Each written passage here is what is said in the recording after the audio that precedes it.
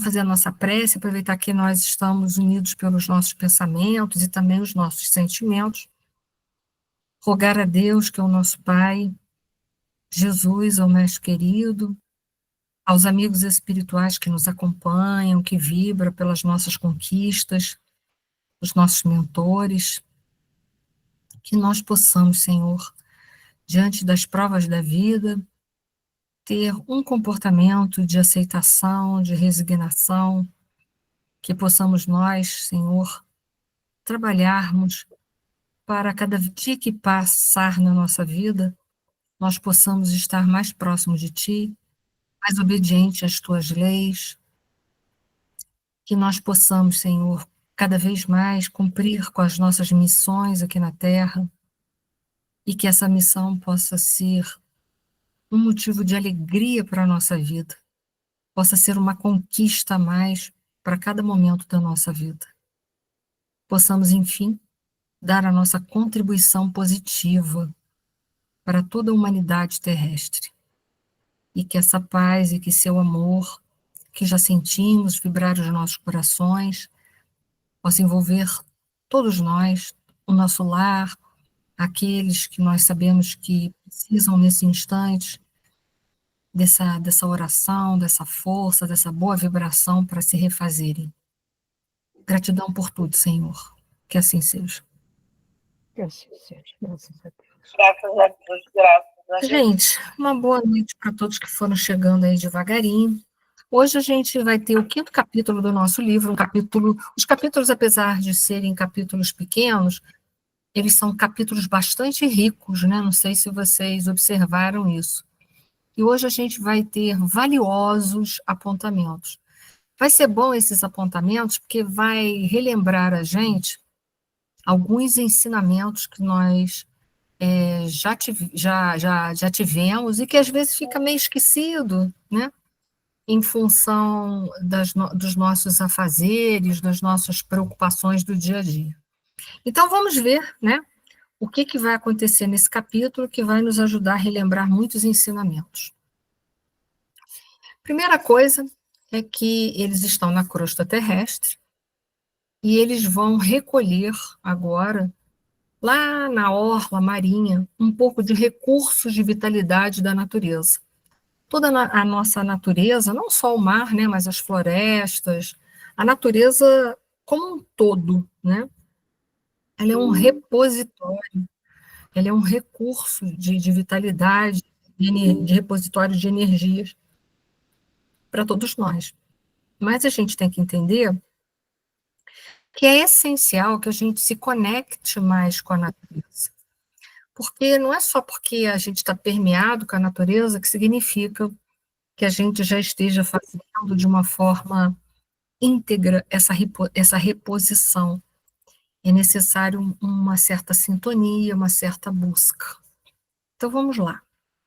Brisas refrescantes sopravam de longe, carreando princípios regeneradores e insuflando em nós delicioso bem-estar. Então esses recursos de vitalidade estavam sendo distribuídos através do ar. Isso, sem dúvida nenhuma, isso nos lembra muito os ensinamentos da cultura indiana, em que fala do prana. Vamos chegar lá. O oceano é miraculoso reservatório de forças. Aliás, a vida começa na água. A gente tem que entender a vida biológica, como nós a conhecemos, ela começa na água. Elucidou Clarencio de maneira expressiva. Até aqui, muitos companheiros de nosso plano trazem os irmãos doentes, ainda ligados ao corpo da terra, de modo a receberem refazimento e repouso. Enfermeiros e amigos desencarnados desvelam-se na reconstituição das energias de seus tutelados. Qual acontece na montanha arborizada? A atmosfera marinha permanece impregnada por infinitos recursos de vitalidade da natureza. O oxigênio, sem mácula, casado às emanações do planeta, converte-se em precioso alimento de nossa organização espiritual, principalmente quando ainda nos achamos, direto ou indiretamente, associados aos fluidos da matéria mais densa. Então, principalmente aqueles que estão na condição de encarnados, principalmente, é o que ele relata ali. Pode falar, Márcia. Boa noite, desculpe o atraso. Que isso, Márcia? Eu não sei se você comentou antes de eu entrar, mas quando eu li a respeito do oceano e das águas, eu lembrei do Parque das Águas, lá de Nosso Lar. Isso. Que é onde vão ser realizados, né, toda a magnetização da água preparada para alimentar os habitantes do nosso lar. E isso a gente sabe que fica na ponta superior da estrela de Nossa Senhora, lá do Ministério, se não me falha a memória, de União Divina, não é isso, Márcia? Acho que é. Então, imagina, né? Uma coisa tão importante são os espíritos mais elevados que vão realizar. Muito bem lembrado que a Márcia falou, porque a água, ela é um elemento da nossa tabela periódica que ela é muito magnetizável, muito magnetizável. Então, a gente sabe que os recursos alimentícios da cidade Nosso Lar, que são preparados com a água do nosso lar, essa água ela é toda preparada no Ministério da União Divina pelos ministros, né, que são espíritos mais elevados do que os habitantes de uma forma geral, mas a gente não pode dizer que todos, mas de uma forma geral, e eles é que, então, preparam para que essa água, muito bem preparada, ela possa servir de alimentos para todos os de nosso lar. Foi muito bem lembrado pela Márcia, porque a colônia Nosso Lar, ela é uma colônia que é uma colônia de transição. Os espíritos que lá se encontram, eles ainda precisam reencarnar. Então, ela ainda guarda um certo nível de materialidade, a gente não pode esquecer disso. E aí, os espíritos que lá vão ainda se necessitam, de alguma maneira, se alimentar.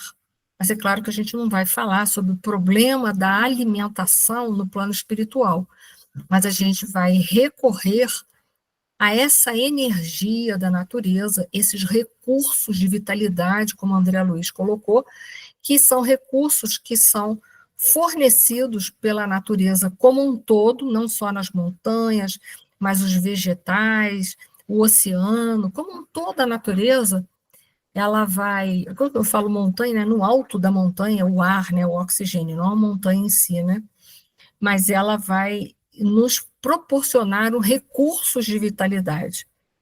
E aí o que a gente quer saber com maior propriedade, que recursos são esses? E aí a gente vai relembrar uma matéria já muito conhecida de nós todos, que é o fluido vital. O fluido vital que nós precisamos dele para animalizar a matéria. Então, o fluido vital é de suma importância para dar as características da matéria animalizada, ou seja, do reino orgânico, de todos os elementos orgânicos do nosso planeta.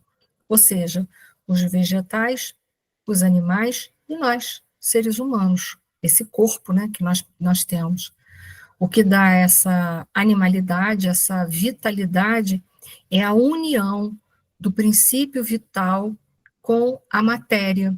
E aí ela ganha essas propriedades que são diferentes das propriedades da matéria inorgânica.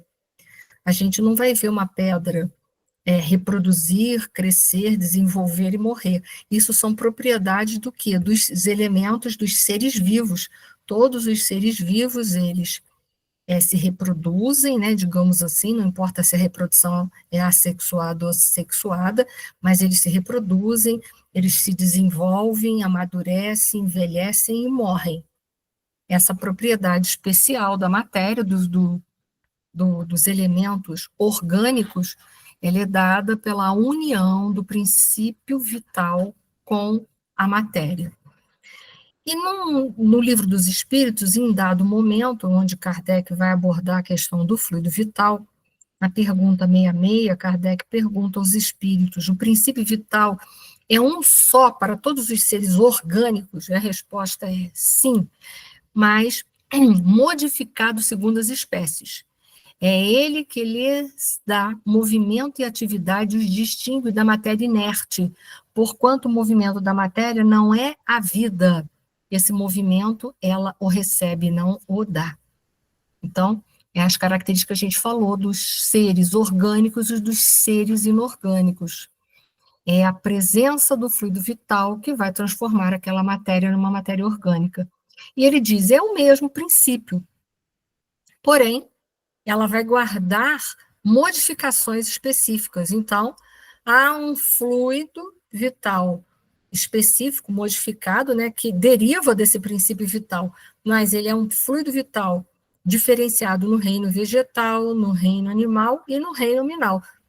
Eles guardam modificações, eles guardam determinadas questões diferentes, determinadas características e propriedades que são diferentes.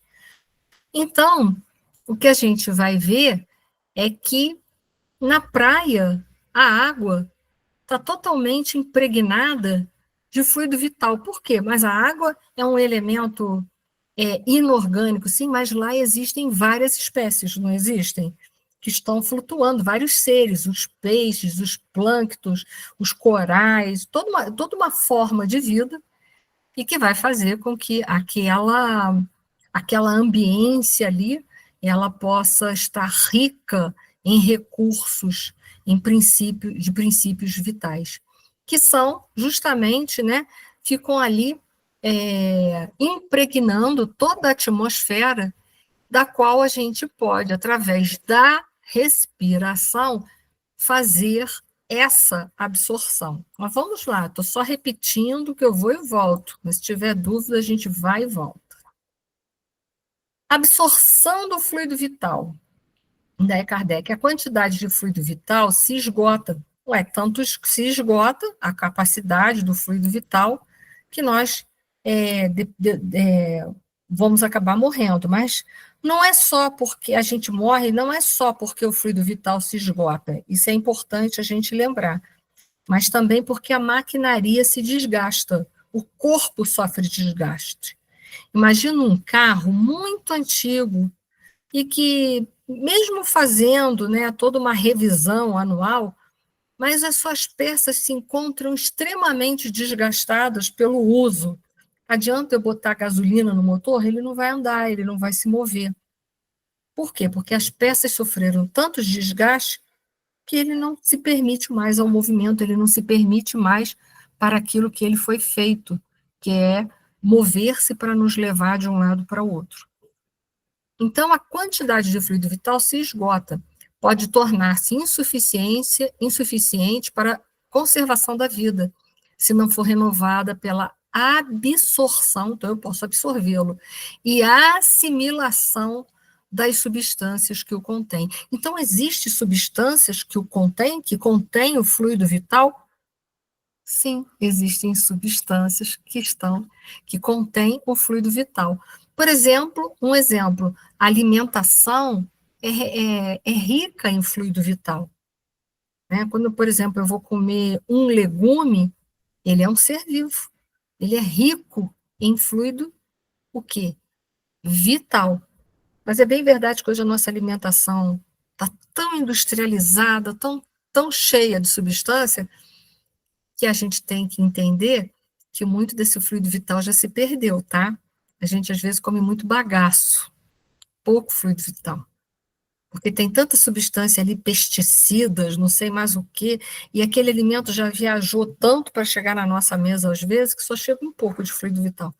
Mas aquela comida fresquinha, que as pessoas que moram mais no interior conseguem comer, é muito melhor. Mas nós podemos absorver o fluido vital pela alimentação, pela respiração, que o fluido vital, a gente vê que naquele lugar ali, ele está todo, aquela ambiência está cheia de fluido vital, como a gente vai ver, que o André Luiz está falando, está retratando aqui nesse livro.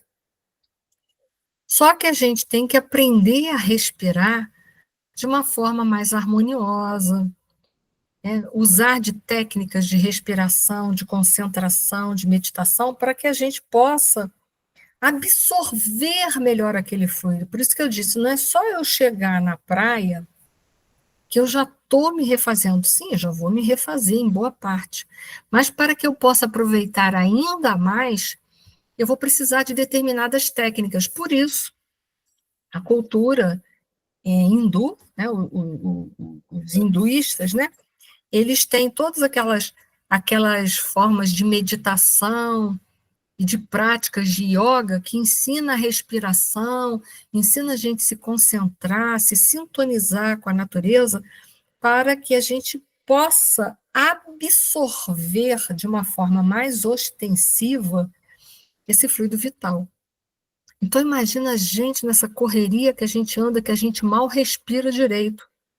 Porque a grande parte das pessoas tem uma respiração curta, porque já está ansioso, porque tem que correr para lá e para cá. Então, imagina o quanto que a gente não está conseguindo repor o nosso fluido vital adequadamente, que deveríamos, né? E o fluido vital, ainda por fim, ele pode ser absorvido pela nossa pele. Olha que interessante, pode haver essa assimilação pela nossa pele. Mas, para isso também, a gente tem que estar mais conectado com essa natureza, ok? E ele continua, o fluido vital se transmite de um indivíduo ao outro, então ele também pode ser refeito através da doação do indivíduo ao outro, na qual nós chamamos isso de passe. O passe que a gente recebe lá na casa espírita, que é um passe misto, parte dos fluidos espirituais e parte dos fluidos daquele trabalhador que está ali se dispondo àquele trabalho, esse fluido é rico em fluido vital que pode ajudar a reabastecer o indivíduo. Mas por que nem todo mundo, quando senta lá na câmara de passe, sai totalmente reabastecido, pulando e saltitante? Por quê? É porque o passista é ruim? Não sei dizer. Mas muitas vezes eu vou falar da gente. Vamos falar de cada um de nós, e não do passista, né? Será que eu estou ali totalmente sintonizada, aberta para receber aquele fluido vital que está sendo transmitido para mim na câmara de passe? Então, muitas vezes a gente está fechado para essa recepção. É como eu disse, eu vou para a praia, mas eu estou aberta para isso? Ou estou indo lá porque eu quero comer uns espetinhos que passa, só penso nisso, que eu quero ver os fogos, eu não estou nem aí pensando em me reabastecer. A gente ainda usa muito mal os recursos que Deus nos colocou à disposição. Aquele que tiver em maior porção pode doá-lo ao que tem em menos, e, em certos casos, prolongar a vida preste a extinguir-se. É da física, né? Que um potencial maior caminha para o menor. Então, aquele que tem mais, automaticamente ele passa para o outro. Automaticamente, tá? Então, eu só estou relembrando conceitos que, de vez em quando, a gente, às vezes, esquece algumas particularidades dos conceitos. Gabriel Delany, um livro Evolução Anímica, é um livro muito interessante. No primeiro capítulo, logo no início do livro, onde vai falar sobre a força vital, ele fala assim: tem, pois, a vida um modo especial, vivente, de proceder para manter o seu funcionamento. Existe no ser organizado algo inexistente nos corpos inorgânicos, né? E é verdade, foi o que eu disse, toda aquela questão de reprodução, nascer, desenvolver-se, amadurecer, envelhecer e morrer, isso é próprio dos seres orgânicos e não inorgânicos. Já falei, vocês não vão ver uma pedra se reproduzir, né? Algo operante por métodos particulares, sui generis, e que não só fabrica, como repara os órgãos. A esse algo chamamos fluido vital, porque o fluido vital, ele não só vai reparar o corpo que foi lesado. Então, vou falar uma lesão superficial. Vamos supor que eu corte a minha mão. Ali, além de ter todo aquele processo biológico das células de defesa do organismo, né, das células, das plaquetas ir lá para estancar a hemorragia, da parte da série branca ir lá para defender as bactérias que estão tentando penetrar, e de toda a série vermelha para levar nutrientes para que se faça todo o processo de reparação tecidual, mas há também o fluido vital. Tanto que nas obras de André Luiz, ele fala que o fluido vital, ele vai ser carreado pelos nossos sangue para que ele chegue em todas as partes do organismo. Olha que legal. A nossa corrente sanguínea está cheia de fluido vital. Então, o fluido vital, ele vai dar a capacidade de regeneração celular. Então, se o perispírito ele dá a forma, né, porque a forma está dizendo, olha, houve ali uma perda, né? A forma da mão dela não é com aquele corte, mas é sem o corte. O perispírito tem a forma certinha, não é? O que vai acontecer? O fluido vital vai trabalhar para refazer aquele lugarzinho da forma que foi danificado. Foi? Então, o papel do perispírito é manter a forma. E o papel do fluido vital é fazer a reparação mediante uma lesão. Foi? Papo hoje está difícil? Se tiver, fala. A força vital de que falamos liga-se a esta última forma de ver, pois de fato cremos que haja uma força de natureza especial que provê a matéria organizada do que inexiste na matéria bruta. Novamente, ele falando do inorgânico, né? A irritabilidade é um termo neurológico, e também usado na biologia, para falar do tipo de sensibilidade, que é uma sensibilidade não especializada, não específica. Por exemplo, se alguém tocar a minha mão, eu vou saber que houve um toque, não vou? Se alguém pegar um objeto pérfuro cortante, né, e fazer uma força aqui, eu vou sentir uma dor, não é? Isso é uma sensibilidade que já se especializou, já se tornou uma especificação. Então, a nossa sensibilidade, ela já sabe dizer o que é dor, o que é prazer, se tem algo nos apertando, se tem algo nos furando, se tem algo nos machucando. A nossa sensibilidade é que vai me dizer onde está a minha mão. Eu não preciso olhar para a minha mão para saber em que posição ela se encontra. Só um minutinho, Edilene. A irritabilidade é uma sensação inespecífica, que não vai saber codificar se é algo que lesa ou é algo que dá prazer. Ela é inespecífica, ela só sabe que está sendo tocada, mas não sabe dizer se esse toque é um toque nocivo ou um toque benéfico, ok? É só o termo para a gente saber, é um termo técnico. Primeiro, Edilene. Vai, Edilene. Depois a Rosana. Eni, deixa eu fazer uma pergunta. Você falou que o perispírito é uma forma. É uma forma. Aí se acontece, por exemplo, no caso, a minha mãe, como eu já tinha falado com você, ela fez desarticulação da perna. E ela, por exemplo, não sempre, mas de vez em quando, é como se ela sentisse que ela está com aquele membro ainda. Ela sente coceira no pé, sente a perna. Isso é por causa do perispírito? É. Se você perguntar para um homem da neurociência, ele vai dizer que não, que é porque aquela área de representação da perna, ela tem uma representação lá no cérebro, lá no córtex, né? Então, que ela está lá presente. A perna foi amputada, mas aquela área ainda tem a representação no cérebro. Ele vai te responder isso. Mas para nós espíritas, nós sabemos que, na realidade, ele sente a perna ainda, porque o perispírito tem a perna. Ok? Ok, obrigada. É isso. Quem é o próximo é a Rosana. Deixa eu te fazer uma pergunta. No caso, essa irritabilidade, né? Quando a gente fala de médios sensitivos, onde você tem, você pode pegar dentro do ambiente os sentimentos que levam, né, uma certa irritabilidade, ele seria influenciado por esse estado de ânimo? Porque, como você falou que a irritabilidade é inespecífica, então ela está em qualquer ambiente. inclusive no corpo. Olha só, é que eu não me expressei corretamente, por isso que você não me entendeu. A irritabilidade é uma sensibilidade fisiológica, eu estava me referindo à questão fisiológica, Ah, né? tá. Entendi. A irritabilidade ela é inespecífica nos primeiros seres mais primitivos, nos corpos mais singulares, no início da nossa formação. Então,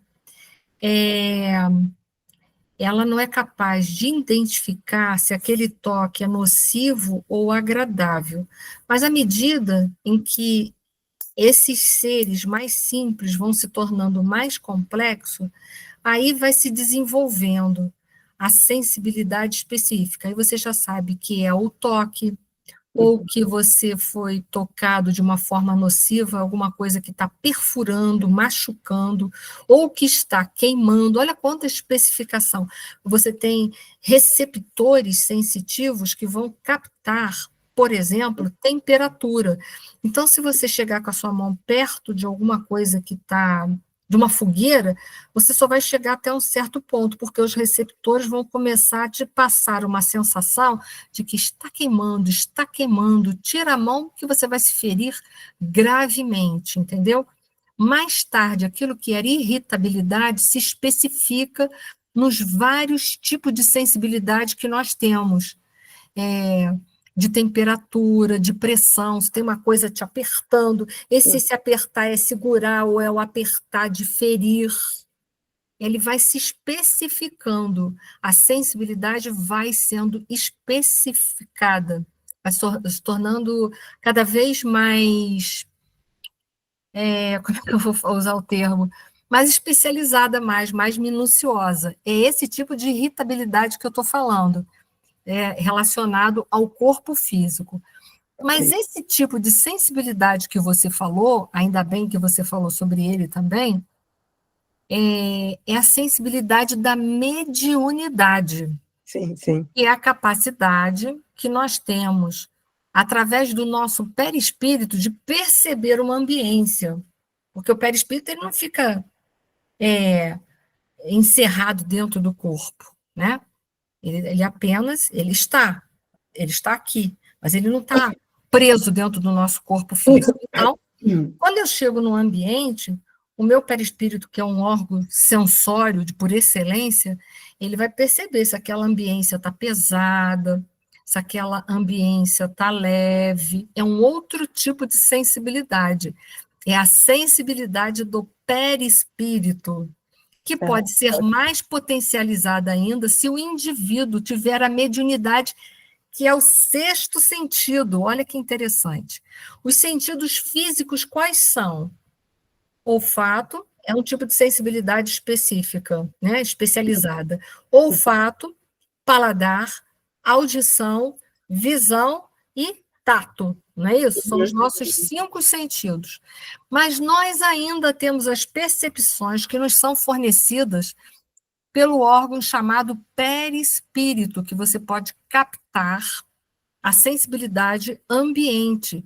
E aí você pode ter essa sensibilidade mais potencializada ainda se você for um médium, que aí você tem o sexto sentido, que é a capacidade de perceber a ambiência espiritual com o seu perispírito que vem preparado com a mediunidade. Não sei se agora me fiz entender, ou se eu confundi mais a cabeça de vocês ainda. Mas eu acho que complementou no sentido de sair do físico para o perispírito, né, que dá a sensação de todos, vamos dizer assim, o desenvolvimento desse processo de irritabilidade que é orgânico, inicialmente, né, vamos chamar assim, passa para o espírito, mas de uma forma através do perispírito. Né? Eu acho Na verdade, Rosana, toda essa nossa sensibilidade, ela vem do perispírito para o corpo físico. Por quê? O corpo físico é só um instrumento que a gente vai aperfeiçoando com o tempo. À medida em que a gente vai abrindo, né, os nossos horizontes através de experiências, o que vai acontecendo? A gente vai modificando a matéria e fazendo com que ela crie determinados órgãos específicos para nos atender melhor. Ah, ótimo, excelente.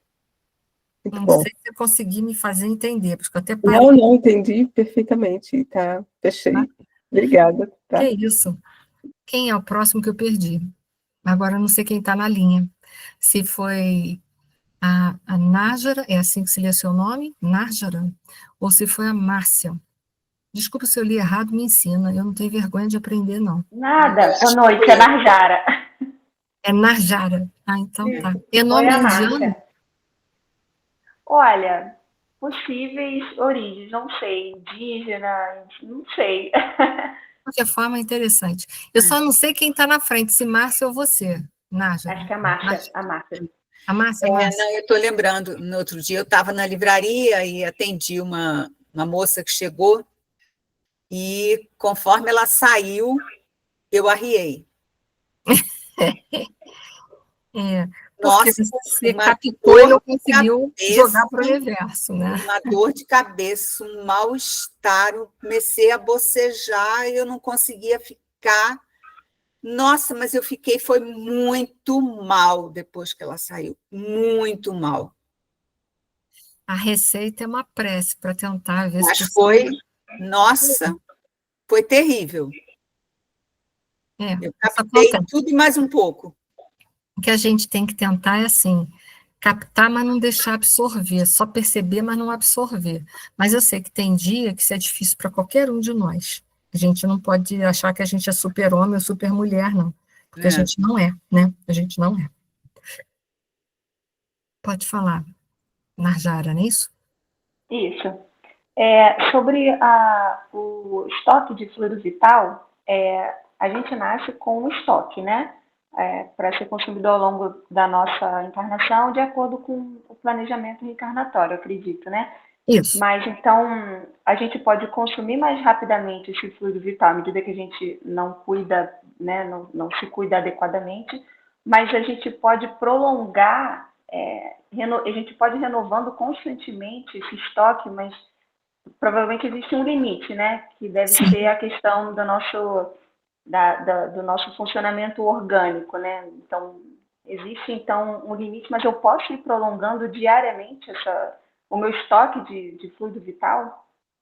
Eu posso usar bem melhor, né? Vamos supor que você vai receber hoje, um exemplo, tá? Não sei qual fruta que você gosta, mas vamos lá. Você recebeu uma bacia cheia de pitangas, tá bom? Aí você, nossa, eu adoro pitanga, não sei o quê. Você vai olhar, você pode comer aquela bacia toda num dia ou ir fracionando, e ela pode dar até um mês, não é assim? Agora, se você for aquela pessoa muito gulosa, você come aquela bacia de pitanga num dia só, não é? É a falta do equilíbrio, a falta da regra. Então, é assim, a gente recebe uma carga de fluido vital de conformidade com o tempo de que precisamos viver aqui na Terra. Esse tempo a gente pode, por ter usado bem, se alimentado bem, refeito bem, né, utilizado-se dos recursos da natureza para repor adequadamente, nós podemos, com isso, viver mais tempo do que previsto. Então, vamos dizer que você veio para cá para viver 100 anos, né? Então, mas você foi uma pessoa regrada, que procurou viver sempre muito bem, em todos os sentidos, não só fisicamente, mas espiritualmente e emocionalmente também. Pode acontecer de você morrer com 110, 120, mas é claro que tem limite. Por quê? Foi o que eu falei, não adianta ter fluido vital se a maquinaria, entende? Que nem eu citei o carro, a maquinaria está cheia de problemas, as peças todas estão ruins, estão desgastadas. Eu não tenho como trocar as peças, né, que são o corpo, né? Eu vou trocar um coração, vou trocar um rim, vou trocar tudo? Não tem, né? Então, assim, não adianta botar mais a gasolina no carro, que seria o fluido vital, por quê? Porque a maquinaria está comprometida. Então, é claro que vai chegar uma hora que, pela lei, aquilo que nasce se desenvolve, cresce, amadurece, envelhece e morre. Chega uma hora que você morre. Não vai ficar Highlander, não. Sinto muito dar essa informação para você. Tá? Obrigada. Nada, que isso. Então, é isso, né?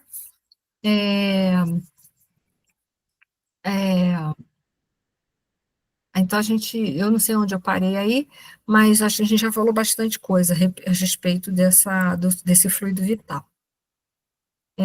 Eu vou deixar esses slides aí, vai falar por que que nós morremos, né? Foi o que eu acabei de falar ali.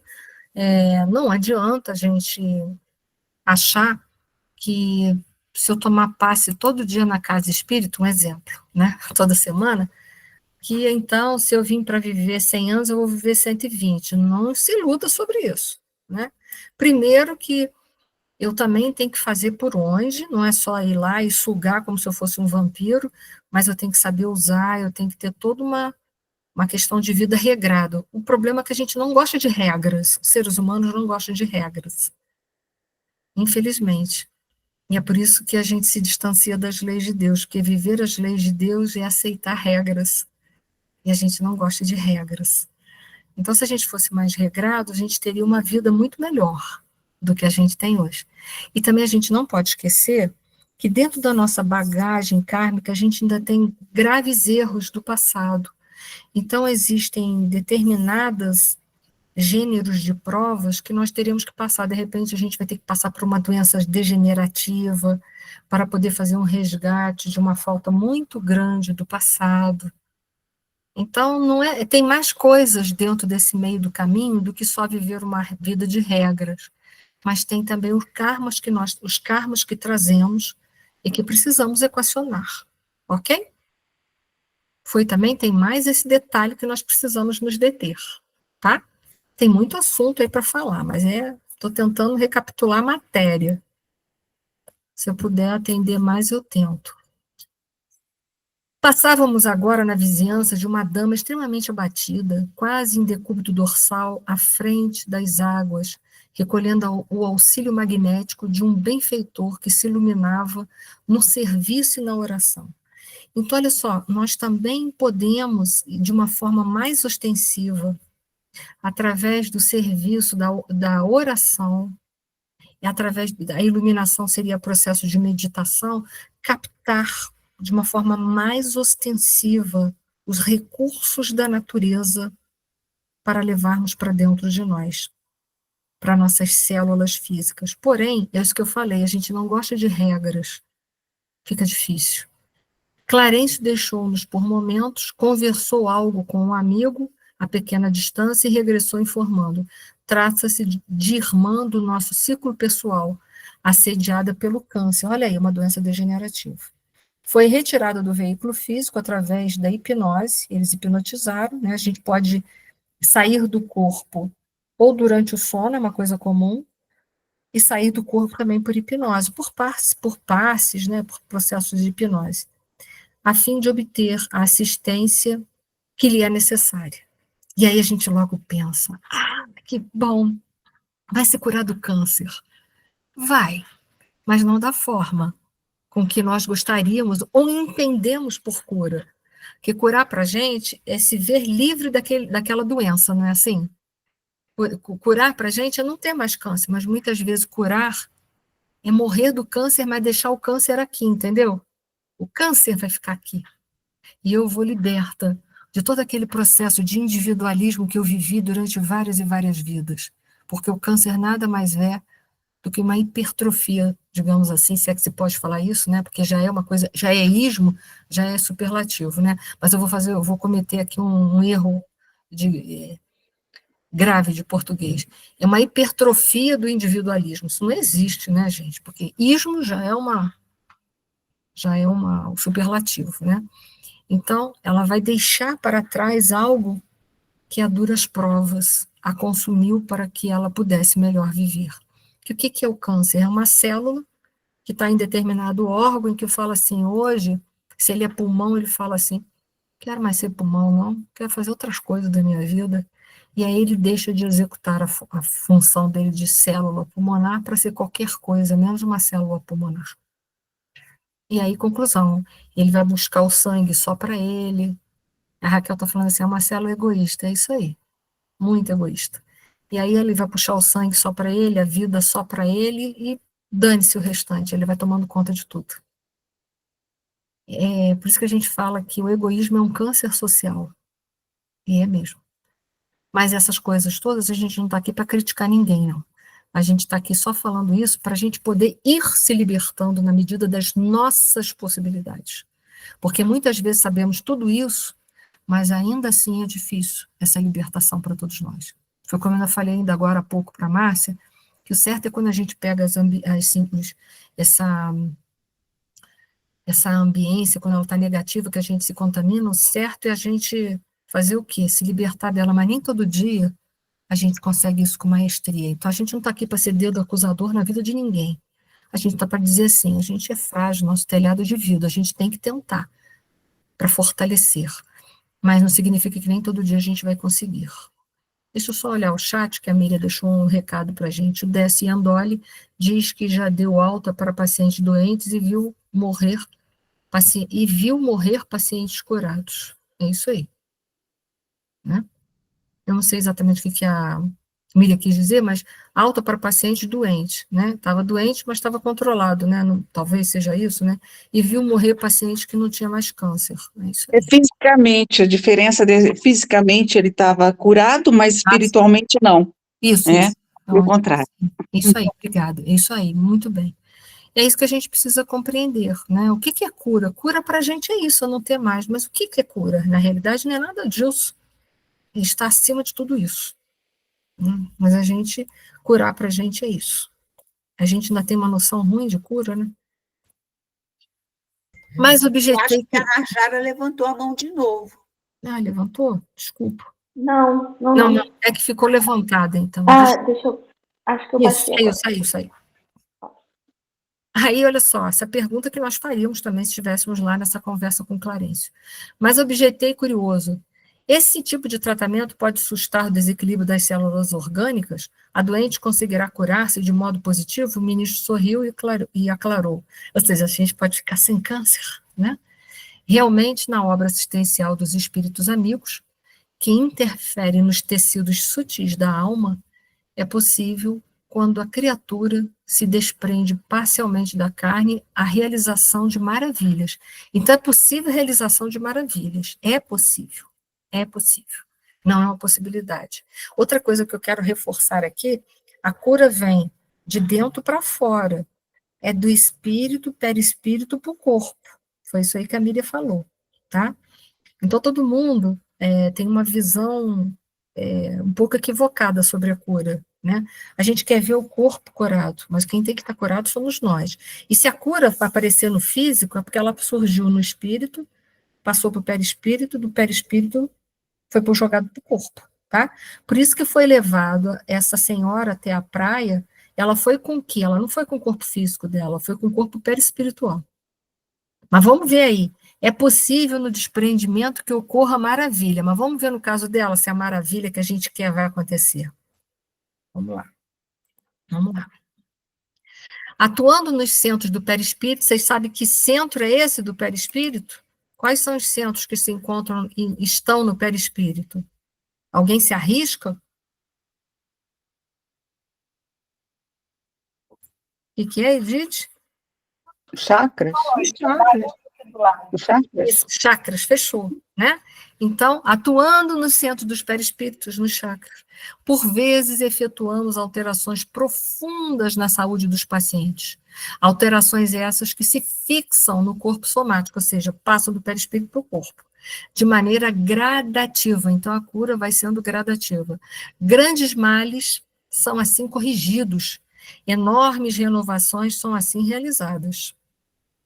Mormente, quando encontramos o serviço, olha aí, mormente, quando encontramos o serviço da prece, que é a nossa conexão com o Pai, porque o Pai já está conectado com a gente 24 horas. Então, mormente, quando encontramos o serviço da prece na mente enriquecida pela fé transformadora, facilitando-nos a intervenção pela passividade construtiva do campo em que devemos operar. A tarefa do socorro concretizada verdadeiros milagres.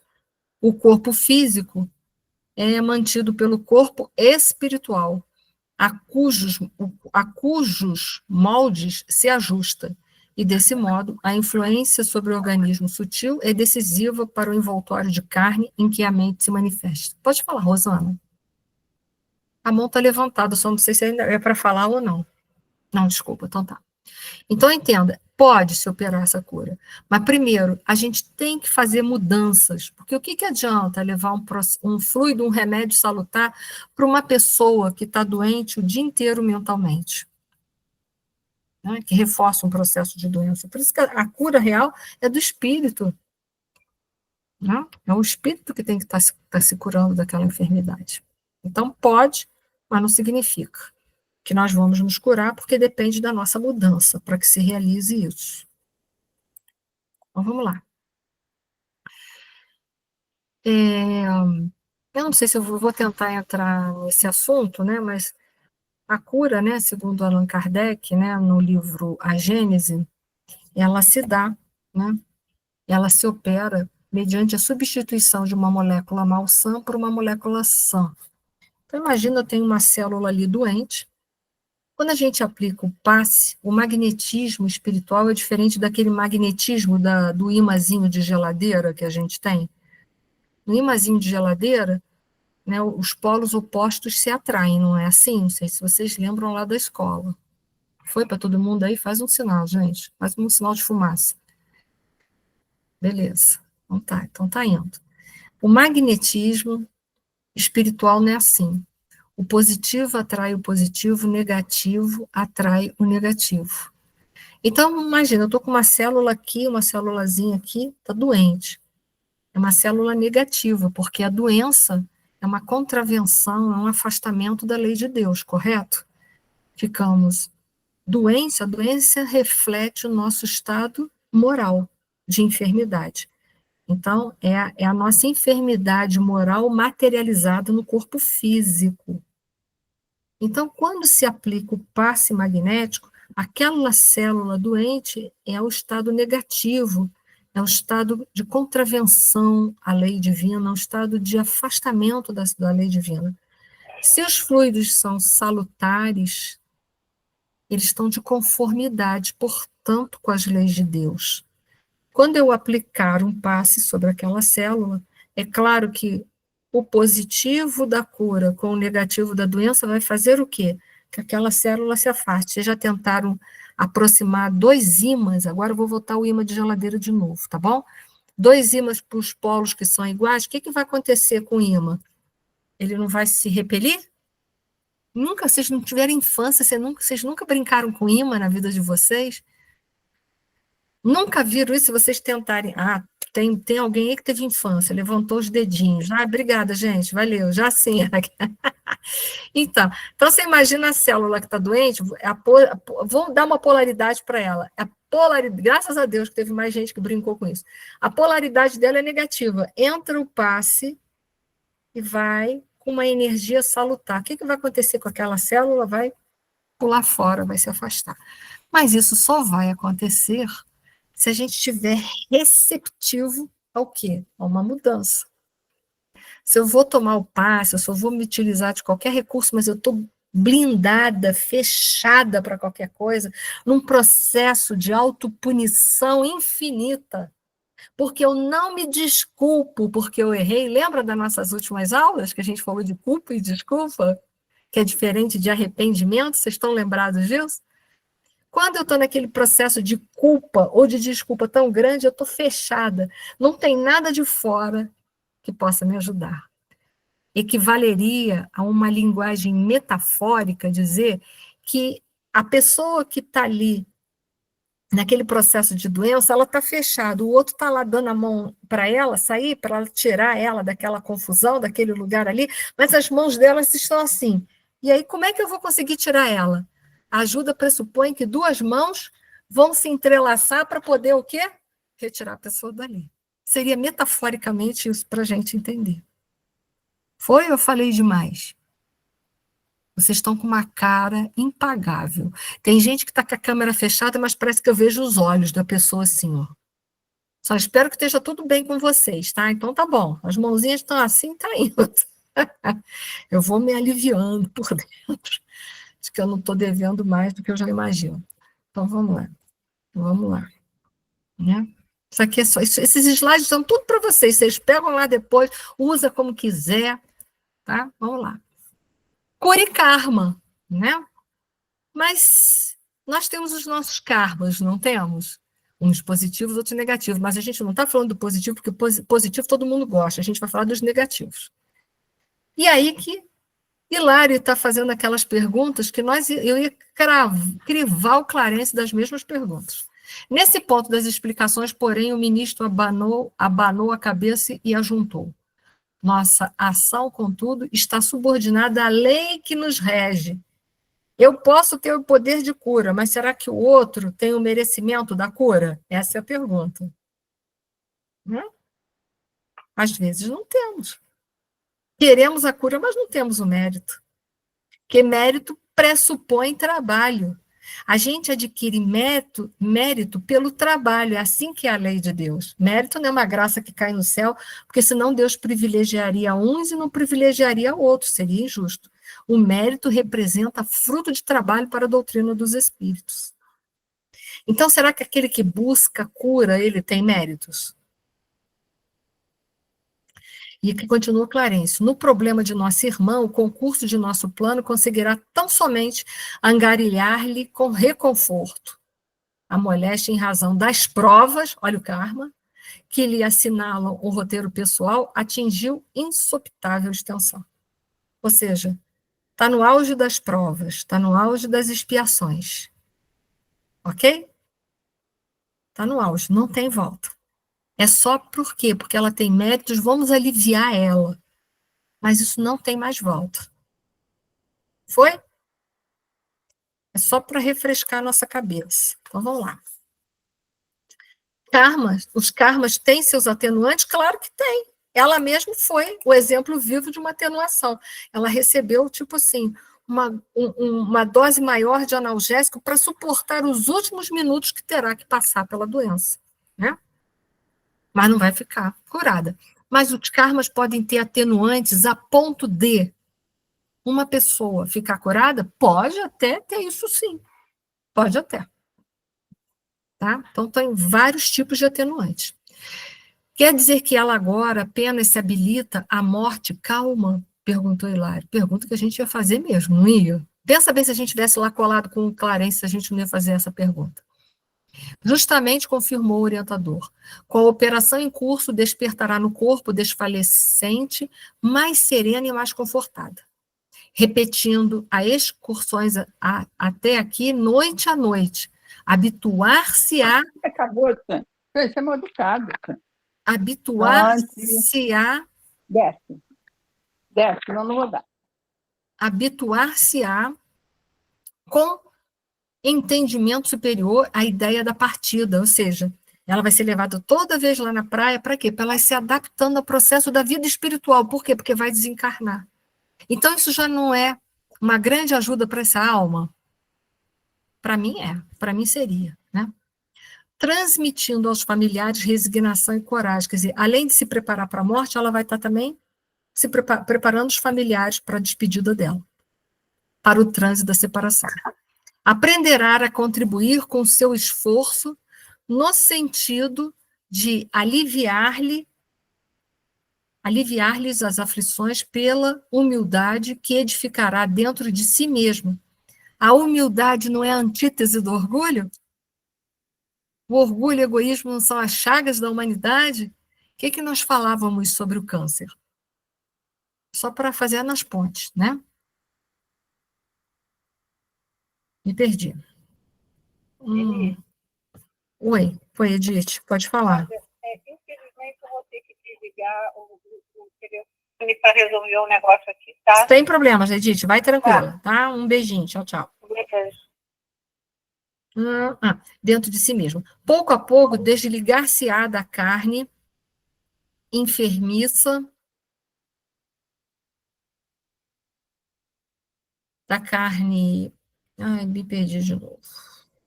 Acentuando a luz interior da própria consciência, a fim de separar-se do ambiente que lhe é caro, como quem encontra na morte física valiosa libertação para o serviço mais enobrecido. E assim, em algumas semanas, mostrar-se admiravelmente preparada ante um novo caminho. Que bom. Pode ir, Rogério, boa noite. Ou seja, ela está sendo preparada para ser desligada, né? Isso é de suma importância. Isso é a ajuda da espiritualidade para a gente. O ministro, porém, sorriu compreensivo e atalhou, esclarecendo. Já sei a tua conclusão. É isso mesmo, a enfermidade longa é uma bênção desconhecida entre os homens, constitui precioso curso preparatório da alma para a grande libertação. Sem a moléstia dilatada, é muito difícil o êxito rápido ao trabalho da morte. Todo mundo tem uma falsa ideia de que quem morreu de repente morreu melhor, nem sempre. Porque às vezes ele não teve tempo para se espiritualizar. Se já é bem preparado, bem espiritualizado, ok, mas se não se espiritualizou o suficiente, a morte pode não ser tão boa para aquela pessoa. E a gente acha que essas moléstias que duram muito tempo, tudo bem, pode trazer sofrimento, mas prepara mais o espírito para chegar no plano espiritual. E é isso que o Clarencio está deixando para a gente de ensinamento. Agora o caso Zulmira e a Odila. Né? Então, a Zulmira está fora do corpo e vai encontrar-se com a Odila. E aí elas chegam à praia também, nesse mesmo lugar, e aí a esposa de Amaro, que é a Odila, ela olha para a Zulmira e novamente começa a culpar a Zulmira por tudo que a Zulmira fez e também por aquilo que ela não fez, que a gente já descobriu que a Zulmira não fez tanto assim quanto ela acha, né? E aí vão lá as acusações de Odila. E por que não velaste pela criança que meu marido levianamente confiou a tuas mãos infiéis? Acaso não te acusa a própria consciência? Onde situas o senso de mulher? Pagar-me-ás alto preço pelo relaxamento delituoso. Não permitirei que Amaro te ame. Olha só a coisa horrível. Alimentarei a antipatia dele contra ti. Atormentarei as pessoas que te desejarem socorrer. Destruirei a própria casa que te apossaste e me pertence. Impostora, impostora. Mas por que a Zulmira está aceitando todas essas palavras? Porque lá dentro ela alimentava a vontade de que o menino morresse. Ela não mata o menino, a gente já viu isso em aula passada. Porém, ela se sente culpada porque ela alimentou isso e não trabalhou. E também não aparou o menino em verdade. Né? Eu só botei esse pensamento ali, do Jorge Bernard Shaw, para a gente pensar, o ódio é a vingança do covarde. E é verdade. Né? Toda vingança é típica de uma pessoa covarde. Uma pessoa corajosa, ela segue. Ela perdoa e segue. Porque ela entende, primeiro, que ela erra também. E segundo, que isso não é uma coisa boa para se guardar e carregar. Então ela segue. Ali é a vingança trabalhando em cima da culpa. Nossa, é mesmo. E é por isso que a Zulmira está se deixando levar. Porque a Zulmira pouco conhece. Porque se a Zulmira desejou, desejou. Mas ela não entende das leis espirituais também. Tudo bem, ela facilitou, porque ela não olhou, ela foi omissa. O maior erro dela foi a omissão. Mas o menino só morreria afogado se ele tivesse culpa no cartório. Ele tinha e morreu. Para azar dela, né? Para azar dela. É assim que eu penso. Sim, sim, concordava Zulmira, terrificada. Não matei, mas não fiz o que me competia para salvá-lo. Quer dizer, ela foi omissa. Perdoa-me. Aí ela pede perdão.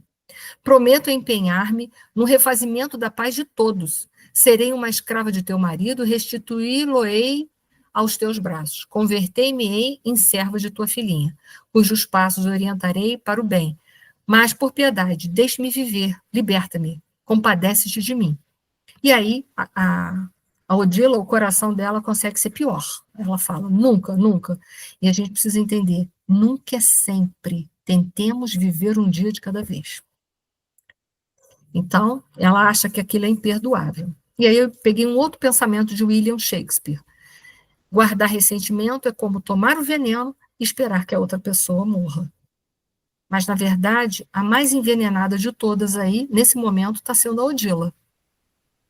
Porque se, de um lado, ela reclama que o filho dela morreu na praia, mas ela não se perguntou até agora se ela sabe que o espírito continua vivendo, porque ela é espírito e ela continua. Por que ela não pode estar com o filho? Isso ela não faz essa pergunta. Né? O orgulho é tão forte que cega.